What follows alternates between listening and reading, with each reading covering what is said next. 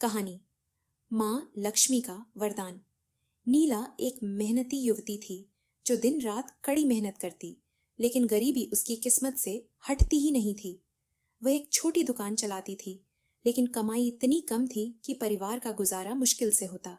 हर रात वह माँ लक्ष्मी की मूर्ति के सामने बैठकर प्रार्थना करती, हे माँ, क्या मेरी मेहनत कभी रंग लाएगी। एक दिन दिवाली की रात, जब पूरे गांव में दीप जलाए जा रहे थे, नीला अपनी दुकान के दियों को सजाने में व्यस्त थी। अचानक एक वृद्ध महिला उसकी दुकान पर आई और कहा, बेटी, क्या तुम मुझे कुछ दिए दोगी? मेरे पास पैसे नहीं हैं। नीला ने मुस्कुराकर कहा, पैसों की चिंता मत कीजिए, ये दिए आप ले जाइए। माँ लक्ष्मी का नाम लेकर घर रोशन कीजिए। वृद्ध महिला ने दिए लिए और आशीर्वाद देकर चली गई। उसी रात जब नीला अपने घर लौटी और सोने लगी, तो उसके सपने में माँ लक्ष्मी प्रकट हुई। वह सुनहरी आभा से घिरी थी और मुस्कुराकर बोली, नीला, तुमने मेरी परीक्षा पास कर ली। तुम्हारी दयालुता और मेहनत से मैं प्रसन्न हूँ।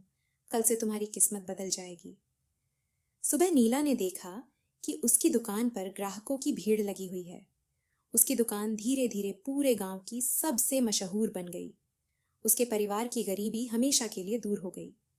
नीला ने माँ लक्ष्मी का भव्य मंदिर बनवाया और हर साल दिवाली पर उनकी पूजा बड़े धूमधाम से करने लगी। संदेश: माँ लक्ष्मी उन पर कृपा करती हैं जो मेहनत और दयालुता के मार्ग पर चलते हैं। उनका आशीर्वाद सच्चे दिल और कर्म पर निर्भर करता है।